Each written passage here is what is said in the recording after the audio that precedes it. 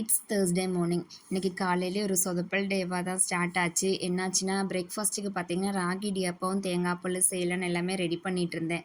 ஆனால் கடைசியில் இடியாப்பத்துக்கு பதிலாக அடை சுடுற நிலைமை ஆயிடுச்சு. என்ன ப்ராப்ளம்னு எனக்கும் தெரியல. மாவு பிசைஞ்சது எதுவும் கரெக்டாக பதம் வரலையான்னு தெரில. அதுக்கு முன்னாடியே தேங்காய் பாலை வேறு ரெடி பண்ணி வச்சுட்டு, சரி இடியாப்பம் தானே டக்குன்னு அப்போதைக்கு செஞ்சுக்கலாம், தேங்காய் பாலை ரெடி பண்ணிட்டோம்னு ஒரு வேலை முடிஞ்சிருமேன்னு அதை வேறு ரெடி பண்ணி வச்சு, கடைசியில் இடியாப்பம் செய்யலான்னு ட்ரை பண்ணும்போது இடியாப்பம் கரெக்டாகவே இதாகலை.